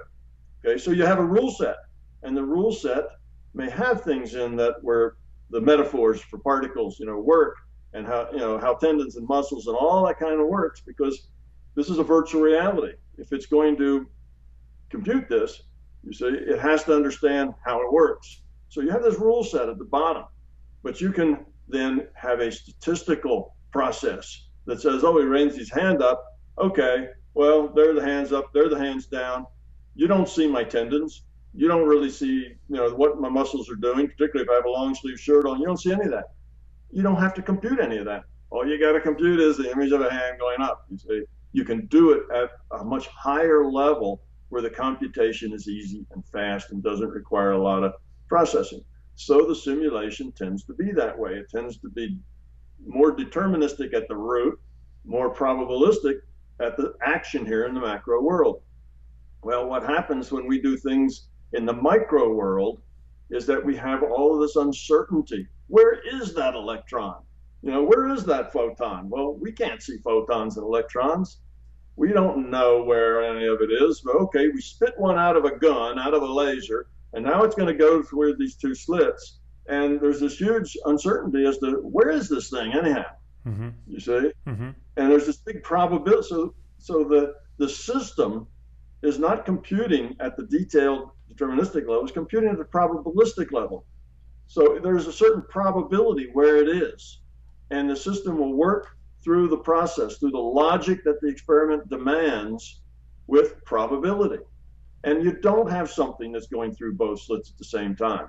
You only think that must be the case because you're a materialist and things are material particles. And if they're material particles, well, then damn it, they have to go through one slit or the other because that's the way material particles are. But yet this thing ends up in a diffraction pattern. So somehow it must be going through both slits at the same time and interfering with itself. Geez, that's weird. Physics doesn't make any sense. Nobody will ever understand it. You see, the problem is your materialistic viewpoint can't understand what's going on. When you see it as just probability, a virtual reality that's a probabilistic calculation, then all of it makes perfect sense. It's not weird at all. So people get hung up because they constantly, from the gut and sinew level out, they constantly are assuming this is a physical, material, objective, particle-based reality. And when they do, they see things or hear things like, oh, an aura, well, that doesn't make any sense. That's non-physical nonsense, you see. Well, they're just taking their belief in physical reality and imposing that belief on everything they hear. And if it doesn't fit their belief, then it's nonsense. If it does fit their belief, then, well, that makes good sense. And that's how they go through life. And that's how the scientists who saw that diffraction pattern said, gee, the particle must be going through both slits at the same time. Well, that's nonsense. Particles don't do that. The problem is that you think it's a particle, you see, not that the particle is going through two slits. That's not the problem. That's ridiculous. The problem is that it has to be a particle in your mind. Otherwise, it doesn't exist. That's where the problem is. So you just need to get out of that habit of seeing everything according to your beliefs and have a more open mind that things, maybe your beliefs aren't correct. Well, that's what's happening in physics now. They've had these materialist beliefs, and they finally just banging their head against the wall trying to come up with a material reason why the experiments would come out that way, and they just can't do it. They've got the hard problem. And they got all kinds of hard problems. And if you think about it, physics really doesn't know anything about any of its basics. Ask a physicist, where does mass come from? Where does spin come from? Where does charge come from? See, these are all the basic things. Where does space come from? Where does time come from? All these things I've talked about are just the fundamentals. And a physicist will tell you, if he's honest, we have no idea where any of that stuff comes from. Yeah, I love that. We just start with that. They're all hard problems, you see. I love Every that. one of them is a hard problem because in a materialistic view, everything has to come from material someplace. Has to come from the material world, you see. And where does all this stuff come from? Well, everything in physics that's fundamental, space, time, all of that, spin, mass, charge, we have no idea. We just say, well, we can describe things if we make up this quantity charge and it has these properties. Well, okay, we can do the math and we can describe things. But what is that charge? Where does that charge come from? Well, how does that electron get a charge?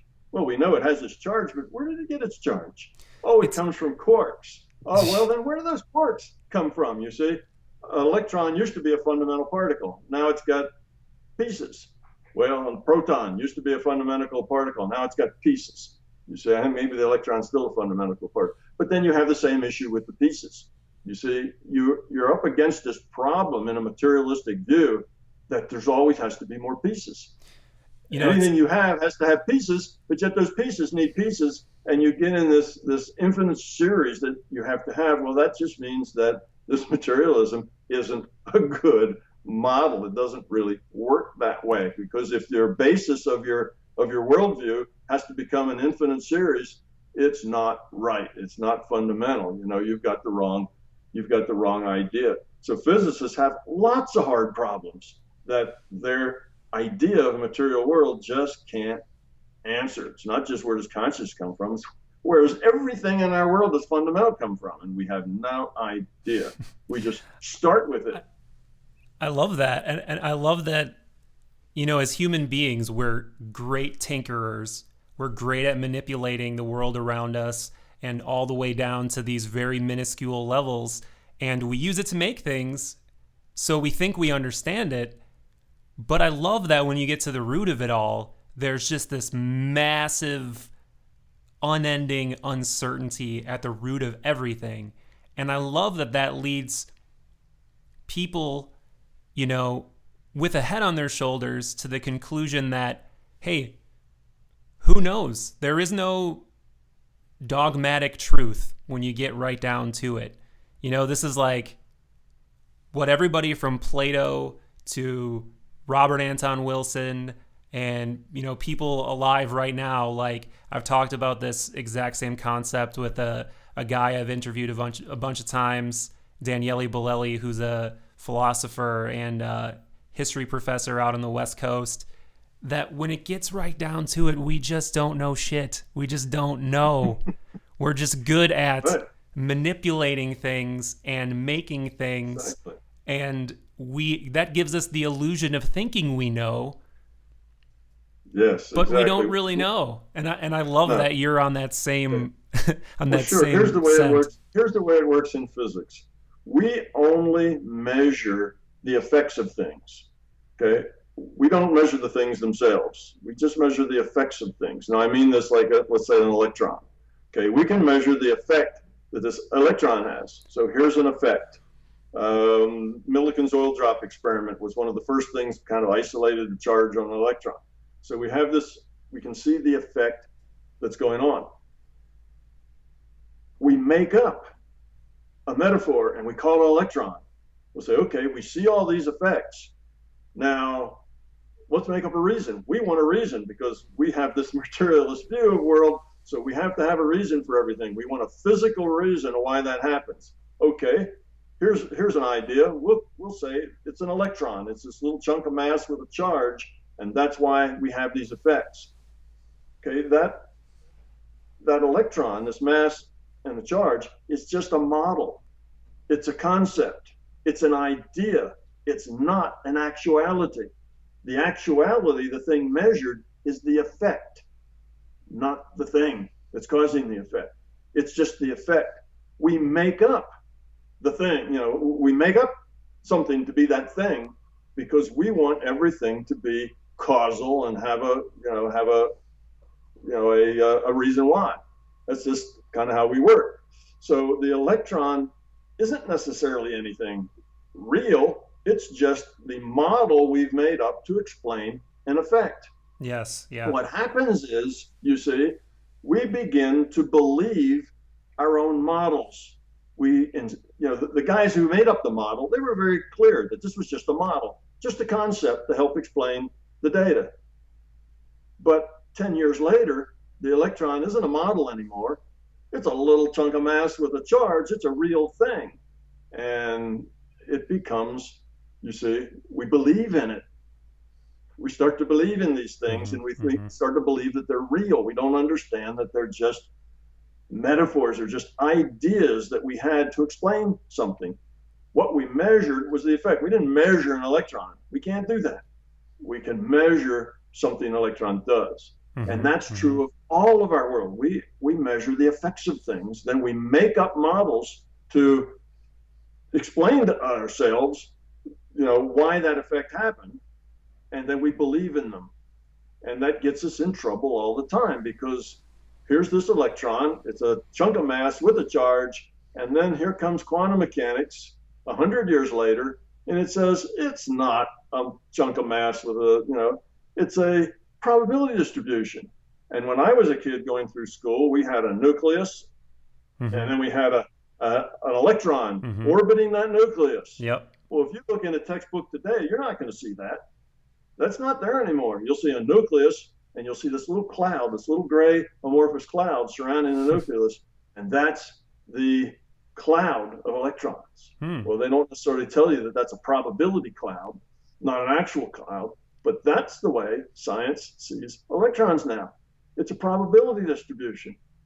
We don't have little chunks of mass circling around, nuclei anymore. That's all gone away 60 years ago.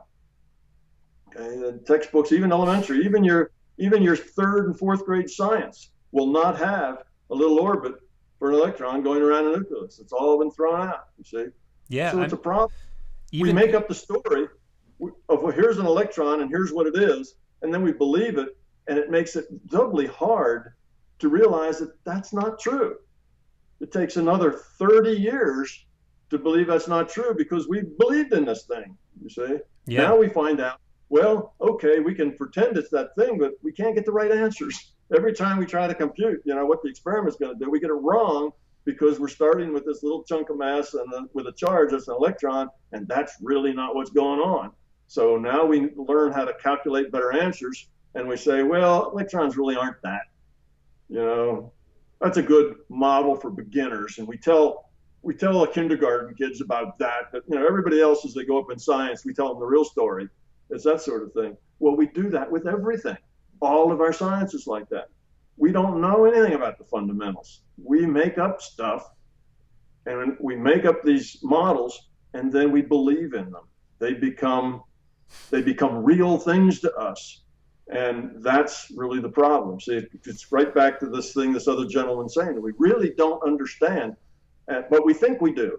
And the reason we think we do is we've made up all these neat little explanations, and we forget that we made them up. Yeah, it's really amazing that everything we've got is based off of some fundamental assumption, based on something we described, like some phenomenon we saw, we described, we measured it, and then we assumed a bunch of things about it, and then went from there and just started, building on top of that, on top of that, on top of that, until here we are, and we've got all these functioning things. We've got computers, we've got crazy information systems computing an unfathomable amount of, bits and frames and, switched networks, changing packets at gigabits per second all over the world of things that we don't even understand what they are, other than some sort of energy. And you have melted my brain again, Mr. Tom Campbell, for over 100 minutes now. So this is like the same thing that happened last time. I look at the clock, it's been an hour and 40 minutes, and I can't believe it. But well, it takes a while to get into these things. It does. If you only use sound bites and short phrases and so on, you just can't get to where anybody really understands what you're talking about. You need to take the time to get to the detail, to explain how things are, and that's not quick. So if we just do sound bites on the top, we'll sound like New Agers, right? But if we want to sound like scientists or people who really have spent some time working on it, then we need to do better than that. So yeah, an hour is just to skim the surface. 2 hours does a little more than that. It takes 3 hours and 4 hours and 10 hours to really start to get the understanding. And of the people that you have watching this, there'll be a lot of things that these people, when they watch this or listen to it, they'll say, whoa, where'd that come from? That doesn't make any sense. Well, if they watch the 10-hour version, they find that does make sense. You see, the reason it doesn't make sense is you just heard something that conflicts with a belief of theirs.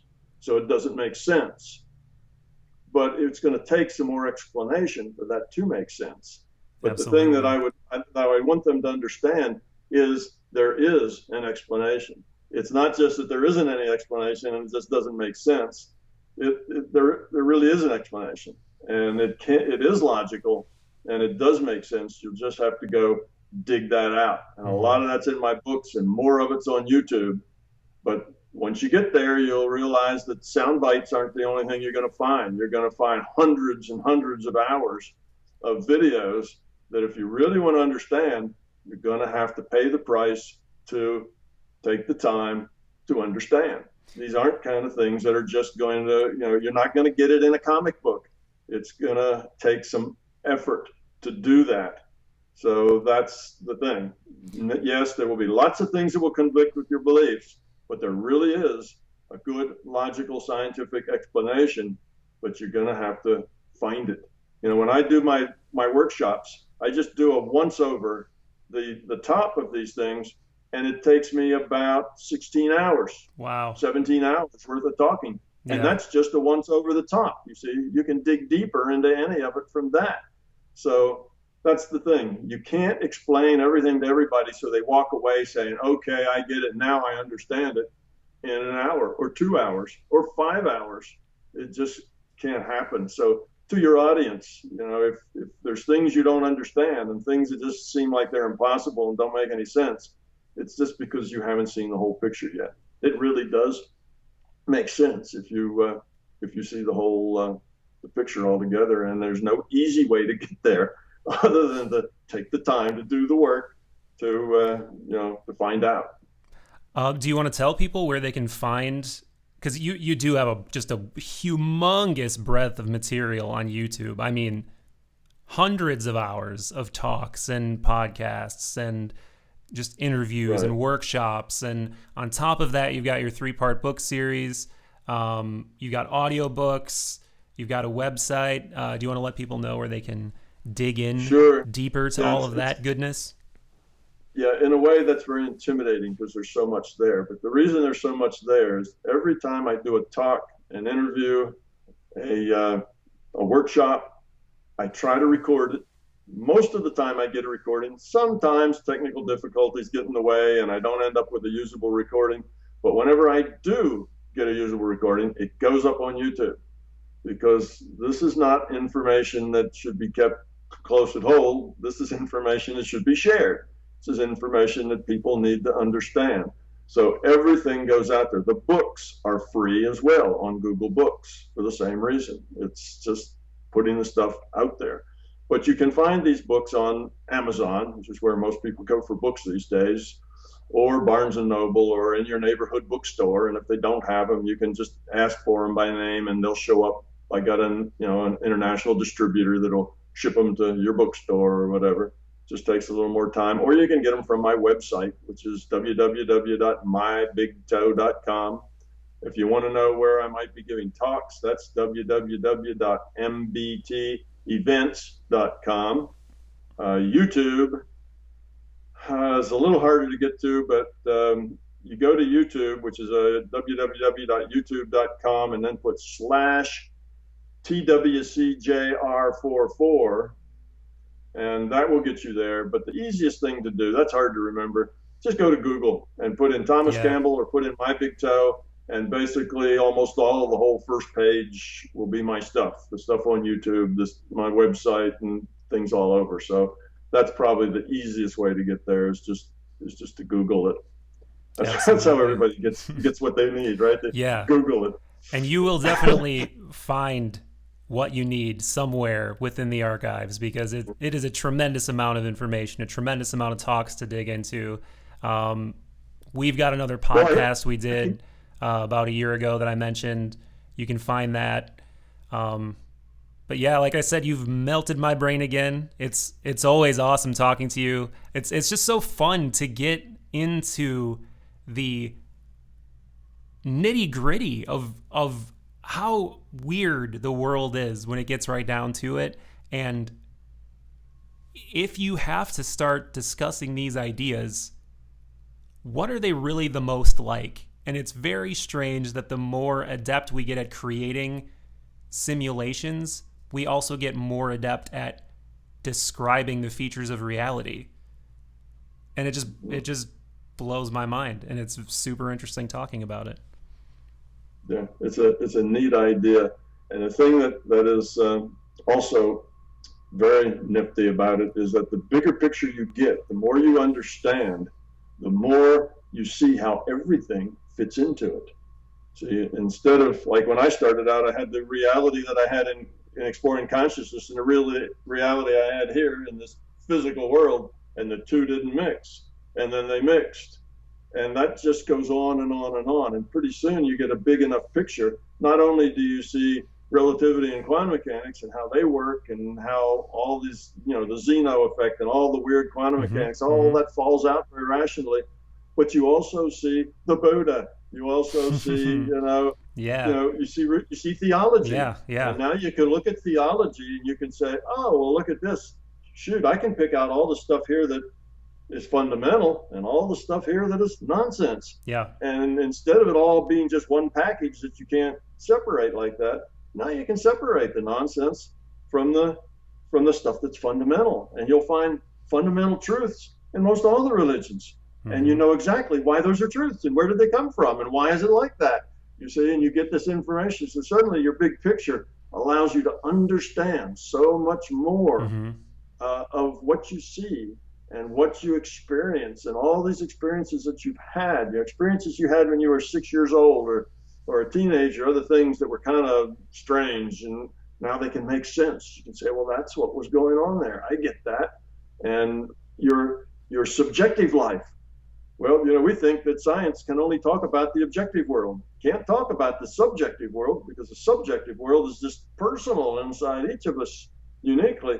Well, we can have a science that talks about the subjective world. And that's part of the big picture too.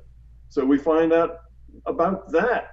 And if you wonder about what drives you and why is it that you get angry when somebody, pushes this button or does that, well, that's all in there too. That's the subjective world. And this theory is as complete about the subjective world as it is about the objective world. It does both equally. So there's just lots to learn. So that's kind of the neat thing, is all the things in your life that have been separate. Well, there's this, and then there's that, and then there's me, and then there's the rest of the world, and so on. Suddenly you see how it all comes together. It's all connected. And why does it work the way it works? And what's the good stuff, and what's the what's the wheat and what's the chaff? All of that becomes really obvious to you. And it not only has this scientific understanding, left brain, understand your world idea, but it also tells you what you're here for. What are you doing? How what's your being, and what significance does it have? What you should be doing, where are you going, and why should you be going there? And all of these personal questions. Because if you're not a real happy person living in a state of joy in your life all the time, then there's reasons why not. And it's not just that your boss sucks and your landlord's unfair and the world's a nasty place. That's not the problem. The problem is inside you see. And so it has a personal dimension, a subjective dimension as well.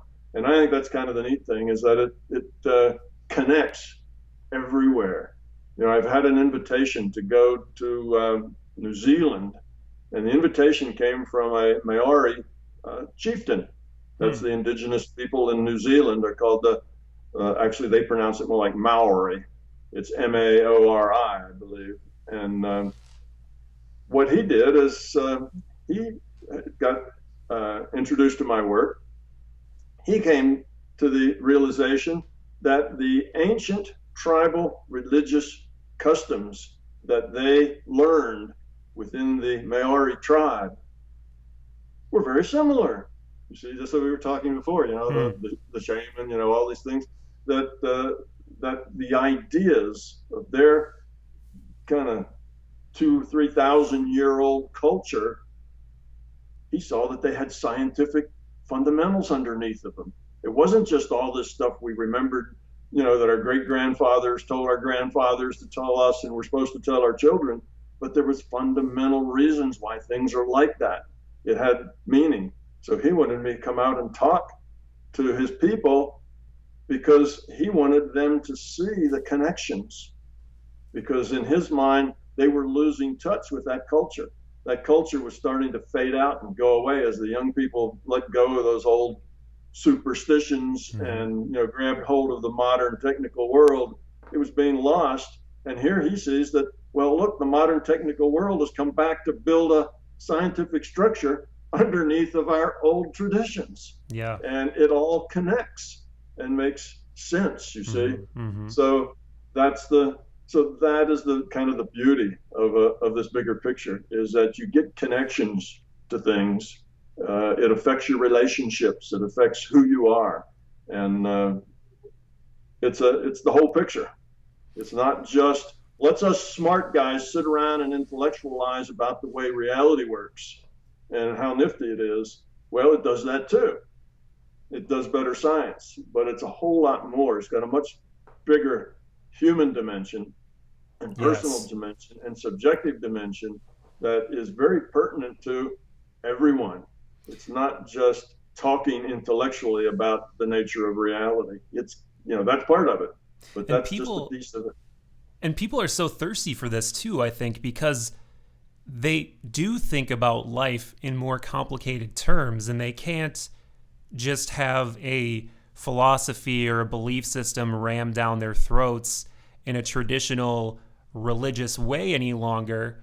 Yet you have science, which really isn't satisfying all these existential issues that we all have.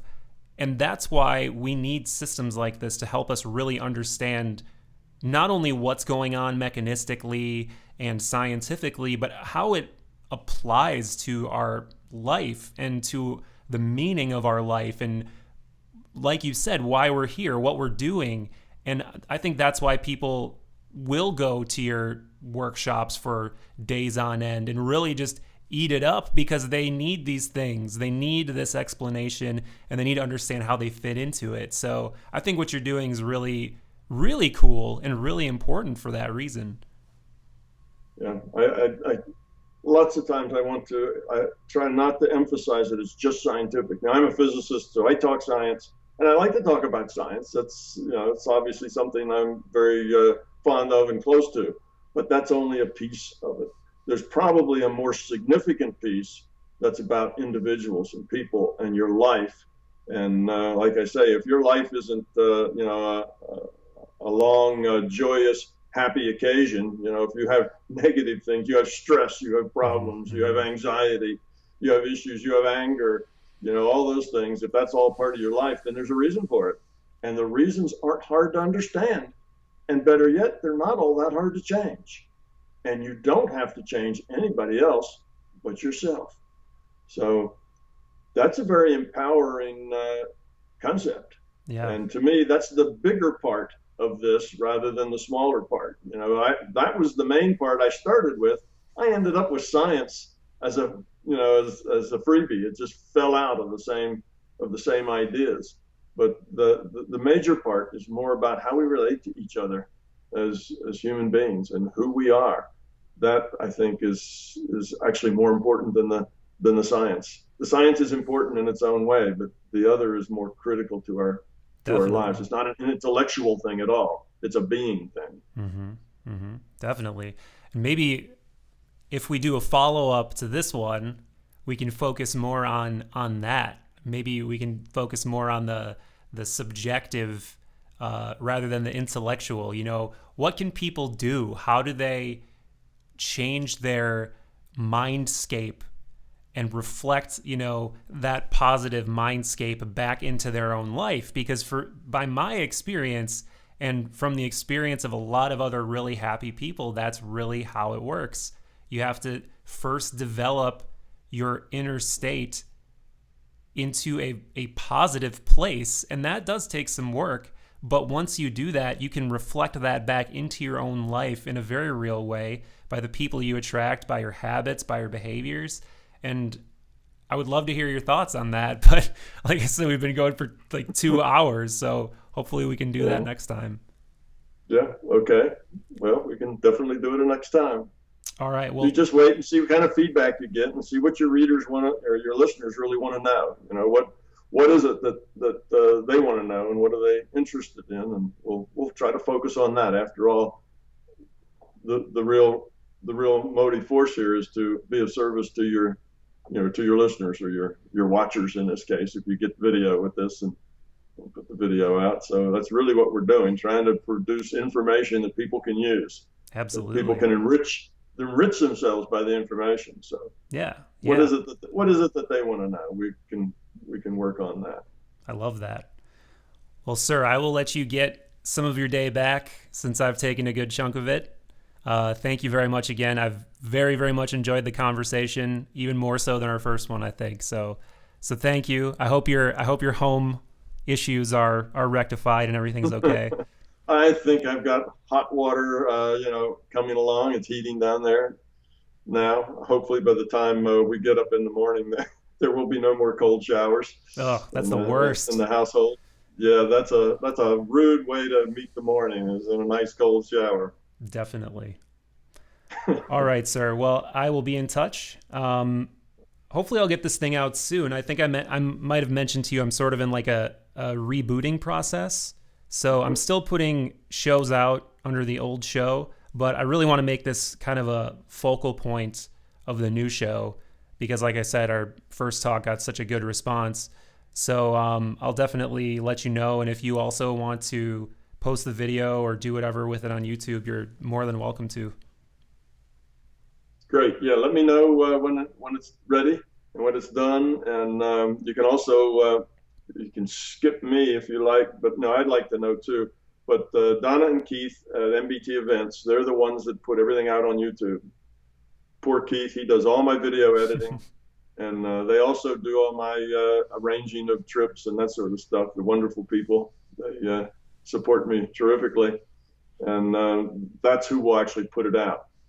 So if you can send them a link too, they will put it up the same day they get it. Definitely. The more the merrier, right? Absolutely. Yeah, I 100% agree. I don't have any problem with spreading it out there.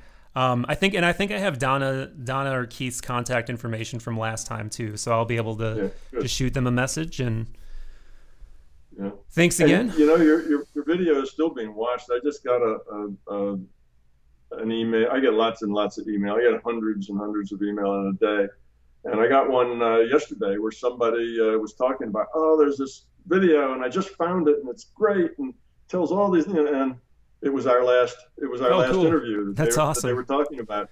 So you see, even a year later, it's still out there. It's still doing good. People are still deriving benefit from it, and it'll be the same with this interview. A year from now, 2 or 3 or 5 years from now, somebody will still be running into that video and saying, "Wow, great information. Terrific interview. Learned a lot. Thanks." And that's, it just keeps happening. That's kind of the magic of the internet, right? A decade from now, 2 decades from now, that stuff will still be there and still be getting hits. Yeah, it's beautiful. It's very, very beautiful. Yeah. You're a beautiful man for doing what you do. Thank you again. You're welcome. All right. Well, I will talk to you soon, and I will let you know when this thing is primed and ready to hit the digital ether. Okay. Well, have a good rest of your day. All right. Thank you, sir. Have a good one. Bye-bye. Massive gratitude for listening, everybody. Massive gratitude to Tom Campbell. Such a fascinating guy. If you want to know more about his theories, you want to read his books, you want to see his videos, head to my-big-toe.com and check out his YouTube channel. As I said, it is a massive library of information. You could spend months there. So check it out, enjoy it, dig into these subjects because they are extraordinarily fascinating, and I don't think they are explored nearly enough.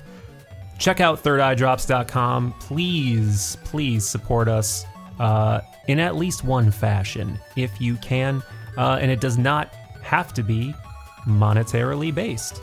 It could be. You could donate via PayPal or Bitcoin, or for a chokingly high price of $0, you could go to iTunes right now and leave us a nice review and subscription. And if you're not on iTunes, I bet you could also still leave us a nice review and subscribe on that service. If you want to continue the Mind Meld, head over to Facebook or Twitter, add us, say hi to your friend Michael Phillip. I would love to meet and chat. We've got a tremendous conversation going right now, actually, in the Third Eye Drops Facebook group about these new studies that show a brain scan of somebody who is on LSD. Really, really fascinating stuff, and we are going through that right now in the Third Eye Drops Facebook group. If you want to check that out, I guess it depends when you're listening to this thing. But as of now, this is new news, and it is very fascinating stuff. So come join that if you would like to. Otherwise, I will talk to you guys next week. I was going to say last week, which I guess would fit in really well with the subject matter of this show. But anyway, we'll talk to you soon. Symbiosis complete.